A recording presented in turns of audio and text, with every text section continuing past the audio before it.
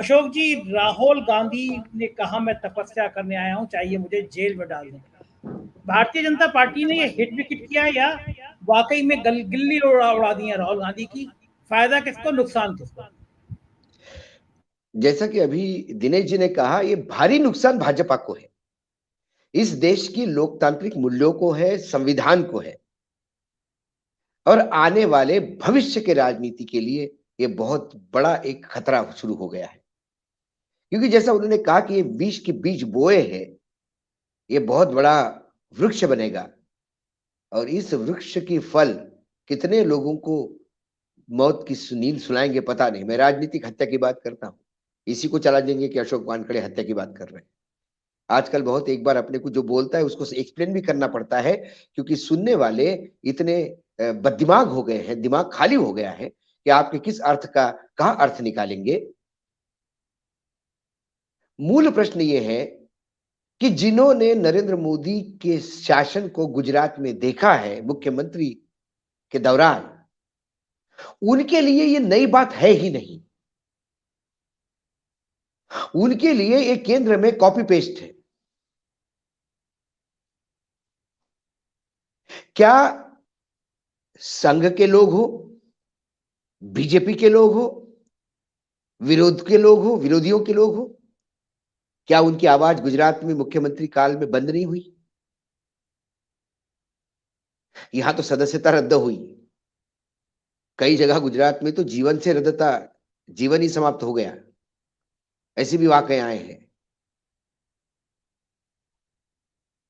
ये संयोग ही तो है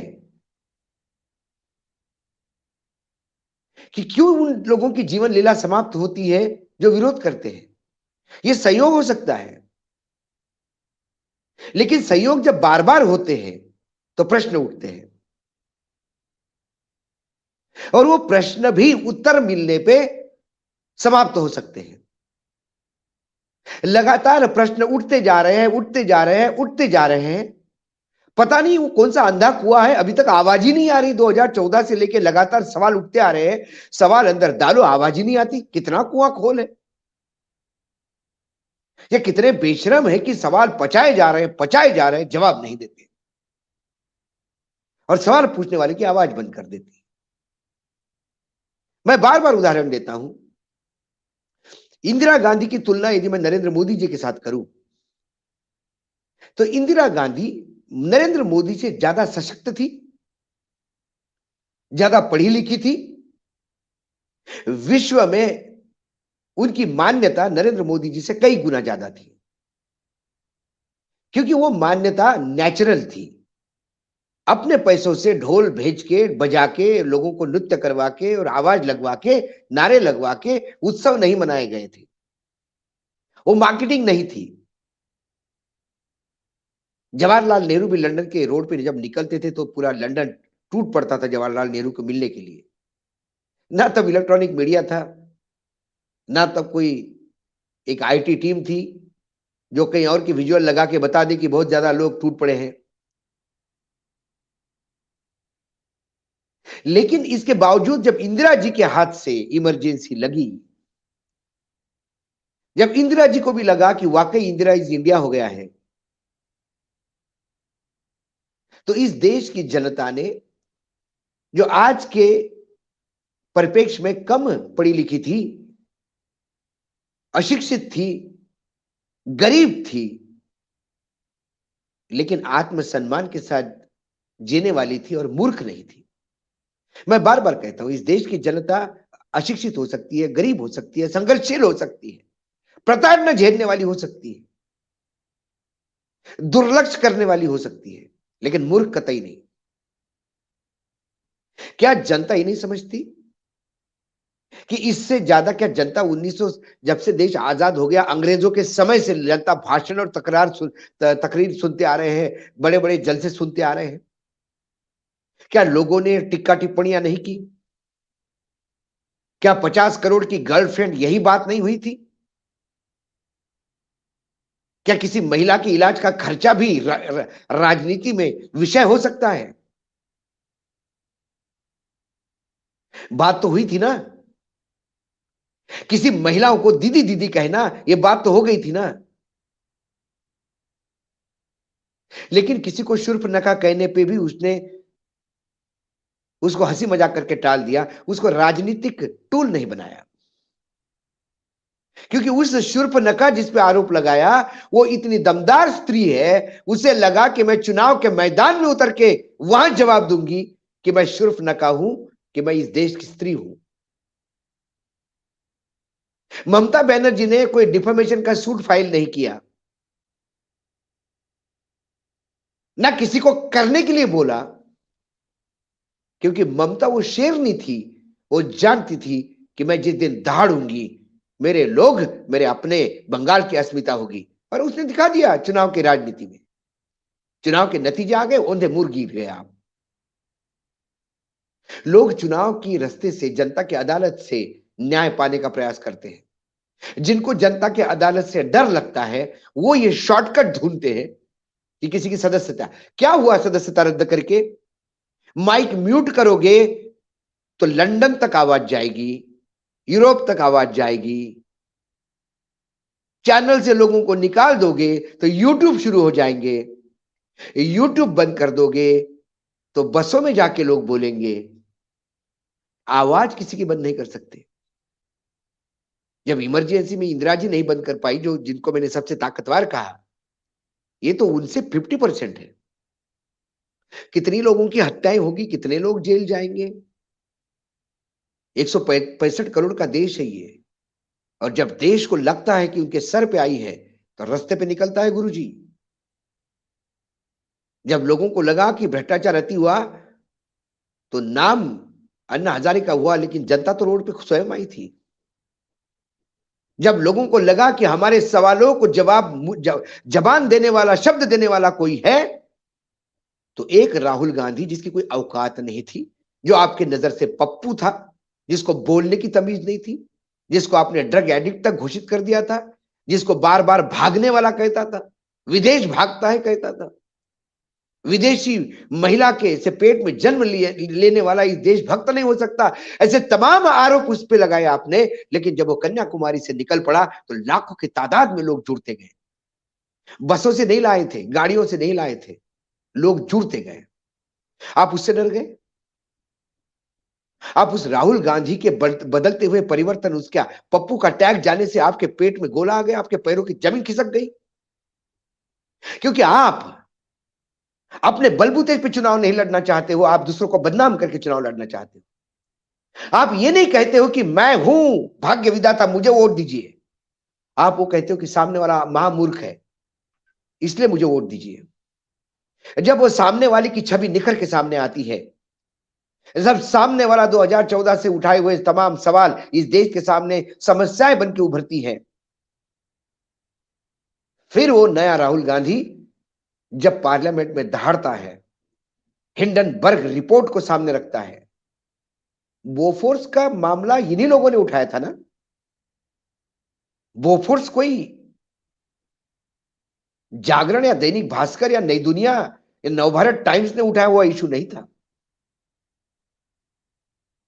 विदेशी रेडियो पे आई हुई इस खबर ने इस देश की राजनीति में परिवर्तन ला दिया, और उसका फायदा इन तमाम वर्तमान में जो सत्ता पक्ष में लोग हैं उनको हुआ। तब अब हिंडनबर्ग रिपोर्ट विदेशी हो गई। आज राहुल गांधी ने सही कहा, ये 165 करोड़ लोगों का देश है। ये हमारे तमाम पूर्वजों ने खून पसीना एक करके आजादी ली, वो देश है। बाबा साहेब आंबेडकर के नेतृत्व में, अध्यक्षता में बनी हुई समिति ने बनाई हुई संविधान का देश है, या फिर ये अडानी का देश है? इंदिरा इज इंडिया बोला तो बवाल हो गया था, ये तो अडानी इज इंडिया हो गया।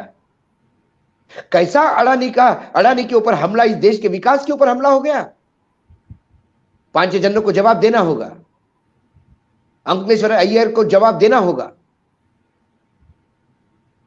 वो सवाल तो हम भी पूछ रहे हैं।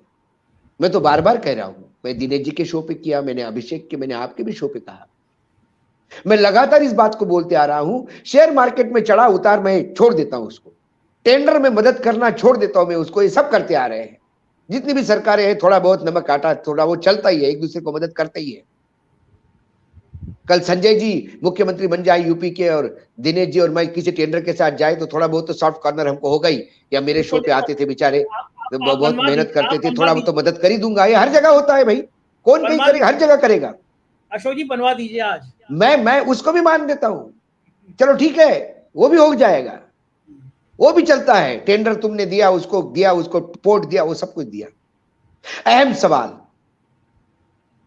ऐसी कंपनियों का पैसा मेरे देश की उन कंपनी में लगना जो स्ट्रेटेजिक सेक्टर में, जो लॉजिस्टिक, पोर्ट्स, एयरपोर्ट्स और डिफेंस सेक्टर में काम करती है, जो अन्न भंडारण में काम करती है, उसमें क्या पाकिस्तान का, चाइना का, ड्रग का, आतंक का पैसा है? यह सवाल पूछने का तो अधिकार मुझे है, मैं टैक्स देता हूं।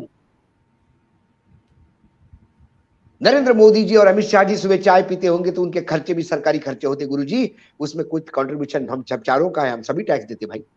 हम में से टैक्स पेयर कोई नहीं होता तो अभी जेल में होता। 24 घंटे हमको भी निहारा जा रहा है, देखा जा रहा है दूरबीन से। तो इतना तो पूछूं मैं कि देश की सुरक्षा और देश प्रेम का ठेका आपने लिया है। मैं महाराष्ट्र में पैदा हुआ तो ये दोष है, मैं गुजरात में पैदा नहीं हुआ इसलिए मैं देशभक्त नहीं हो सकता, या यूपी बिहार में पैदा होने वाला देशभक्त नहीं हो सकता। हमको मालूम होता तो शायद हम हमारे बच्चे वहीं पैदा करते गुजरात में जाके कि आने वाले समय में तुम देशभक्त कहलाओ। भैया देशभक्ति का ठेका सिर्फ गुजरात के पास है। सवाल उठाने का अधिकार मेरा है, मेरे सरकार को मैं सवाल नहीं उठाऊंगा तो ये लोकतंत्र में जीऊंगा कैसे? सवालों के जवाब क्या दिए आपने? भाषण निकाल दिया पूरे पार्लियामेंट के कार्यवाही से। आप जेपीसी डिसाइड करते ना, जेपीसी नियुक्त करने में क्या है? अच्छा हास्यास्पद है संजय भाई, आज तक जितनी जेपीसी नियुक्त हुई है उसका कोई निचोड़ नहीं निकला। तो एक जेपीसी कर देते हैं आप, लेकिन आपको डर यह है कि जिसको हिलाओगे वो सरकारी गवाह बन जाएगा तो हम रास्ते पे आ जाएंगे। उन्होंने सही कहा राहुल गांधी ने कि अडानी ही है, ये अडानी ही सरकार है, इसलिए डर है। जब अडानी बेकसूर है ये मानते हैं गृह मंत्री अमित शाह जी, कहते हैं कि अडानी जी के इसमें कोई लफड़ा नहीं है, तो फिर जेपीसी नियुक्त करो। जब लफड़ा ही नहीं तो क्या है उसमें? संसद चलाओ जेपीसी नियुक्त करके, आने दो अडानी जी को, पूछो ये सवाल। दिनेश जी पूछ रहे हैं या हम पूछ रहे हैं, हम सब बार बार पूछ रहे हैं। हम इनके फर्जी आंकड़ों पे नहीं जा रहे हैं। सरकार जो फर्जी आंकड़े परोसती है, सरकार लगातार झूठ बोलती है, 2014 से मुंह खोलती है तो झूठ बोलने के लिए, उसमें भी हम बोलते हैं कि भैया ये आपका प्रोगेटिव है, आपको लगता है झूठ बोलने से देश चल रहा है तो देश ही चलाओ। 81 करोड़ लोग फ्री में खा रहे हैं इस देश में, आप अनाज बांट रहे हो, कहते हो कि हमने ये अचीवमेंट है। ये आपने 81 करोड़ लोगों को भीख मंगा बना के रखा है, अचीवमेंट नहीं। लोग हंसते हैं आप पे, लेकिन फिर भी इसमें भी आप खुश है तो आप खुश रहो, अधिकार है आपके पास खुश रहने का। लेकिन कुछ सवालों के जवाब तो दे दीजिए। एक सवाल का जवाब नहीं देते, और जब बहुत ज्यादा आरोप लगते हैं तो फिर अक्षय कुमार को बुलाया जाता है, फिर सवाल आता है देश का अहम सवाल, जिसपे पूरे देश की इकोनॉमी टिकी हुई है, हर देश के आदमी का भविष्य टिका हुआ है, इस देश के बच्चों का भविष्य टिका हुआ है। वो सवाल है कि प्रधानमंत्री आम काट के खाते या चूस के खाते? फिर हमारे छोटे भाई दीपक चौरसिया आते हैं, वो बहुत चिंतित है प्रधानमंत्री के पॉकेट में पर्स होता कि नहीं होता। इससे देश की इकोनॉमी पे बहुत बड़ा इंपैक्ट पड़ने वाला है। अरे साहब, आप चूस के खाओ, काट के खाओ, निगल के खाओ, मत खाओ। पर्स रखो, किसी और को पेमेंट करने के लिए बोलो, हमको कोई मतलब नहीं है। इतना बता दो, ये अडानी जी की कंपनी में पैसा कहां से लगा है? अशोक जी, राहुल गांधी ने एक बात बहुत बढ़िया कही, आज आप उस प्रेस कॉन्फ्रेंस पे से बात कर रहे हैं, उन्होंने एक बात बहुत बढ़िया कही। उन्होंने कहा कि विपक्ष के हाथ में एक हथियार दिया है आपने, और अब अडानी ये बोफर जैसा गांव गांव स्प्रेड हो गया है। अब लोग कुछ भी हो जाए तो बोलते अडानी को दे देंगे। पुना की एक महिला इसलिए सरकार को उसने वोट नहीं दिया, बोले पुना में शनिवार वाड़ा है, हम बहुत प्यार करते उससे, ये कल अडानी को बेच देंगे। मैंने तो आगे जाके शायद आप ही के प्रोग्राम में कहा था संजय जी कि सुबह बेल बजेगी, दरवाजा खोलूंगा, बोलेगा are you mister Ashok Wankhede? मैंने हाँ। ये आपका आधार कार्ड है, नंबर है? मैंने बोलूंगा जी बोलिए। 2 दिन के चलिए आप हमारे साथ। क्यों चलूं भाई, आजाद मुल्क का आजाद व्यक्ति हूं। बोले नहीं, आपकी 2 दिन की सर्विसेज सरकार ने अडानी को बेच दी है। अब अडानी के ऑफिस में आपको 2 दिन निःशुल्क काम करना पड़ेगा, चाय पिलानी पड़ेगी। तो मैंने बोला मेरे को तो कोई काम आता नहीं, आप पत्रकार है ना? हाँ। तो आप अडानी की कंपनी के प्रेस रिलीज बनाएंगे। सरकार ने 2 दिन की सर्विसेज आपकी अडानी जी को बेच दी है, मुझे जाना पड़ेगा। और फिर सरकार कहेंगे कि कुछ मक्कार है जो घर में बैठ के रोटी तोड़ना चाहते, काम नहीं करना चाहते, वो अशोक वानखड़े जैसे फालतू आदमी इसलिए बोल रहे हैं कि हम अडानी की कंपनी में नहीं जाएंगे। देश, सारा पूरा देश अडानी जी की कंपनी में काम कर रहा है। ये भी हो सकता है आने वाले समय में। अशोक जी, अभी मैं देख रहा था सुधीर चौधरी जी अमित शाह का इंटरव्यू ले रहे थे, उन्होंने भी कल परसों की बात है, उन्होंने भी पूछा कि आपने वजन कम कर लिया, इसकी तरकीब क्या है? हमें कितना गंभीर सवाल पूछ रहे थे वो। मुझे ही पूछते वो। अमित शाह जी ने उनको बताया कि नहीं पता है, क्योंकि मैं सुधीर चौधरी को तो पत्रकार नहीं मानता। जो लोग दलाली करते हुए जेल जा काट चुके हैं, जिनके ऊपर जिनके वीडियोज मार्केट में आए हैं, जो नेताओं से फोन कर करके, ये हुड्डा जी की कृपा है इनकी पत्रकारिता, ये कांग्रेस की ही देन है। मैं बता रहा हूं, बहुत सारी चीजें मूल में जाओगे तो इसमें कांग्रेस का ही पाप मिलेगा आपको। जो अभी कहा कि अध्यादेश फाड़ा नहीं होता तो शायद राहुल गांधी बाहर रहते, ये ऐसे ही देन है साहब ये। तो वो जो लोग हैं जिनको पुल हिलने से लोगों की वजह से पुल गिराते हैं, और ममता के यहां पुल गिरता तो भ्रष्टाचार का गिरावट होती है, भ्रष्टाचार पुल गिराता है।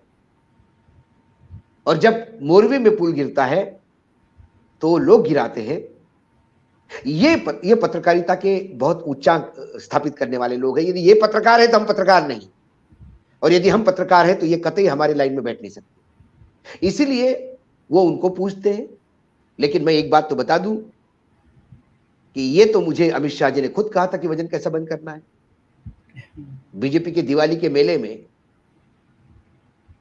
जब हम पहुंचे तो बहुत सारे लोग थे और वजन कम करने की बात थी, तो गडकरी जी ने कहा कि आपको तो ऑपरेशन कर लेना चाहिए। तर अमित शाह जी ने इतना जरूर कहा था कि अशोक जी ऑपरेशन मत करिए, जैन बनिए। मैंने बोला जैन कैसे बनते हैं? बोले 7 बजे के पहले खाना खा लीजिए, उसके बाद खाना बंद कर दीजिए। मैंने ये किया है और मैंने बहुत वजन कम किया है, आप भी करिए, आपको फायदा होगा। हमारा तो खाना ही रात के 1 बजे होता है, आपका यूट्यूब छोड़ता ही नहीं। लेकिन आज आपने जो सवाल पूछा तो मुझे लगा शायद देश के सामने सबसे बड़ा सवाल है ये कि वजन कैसा क्यों किया जाता है, तो उसको मैंने उसका भी जवाब मैंने दे दिया कि अमित शाह ने मुझे जो कहा था मैंने आपसे शेयर किया।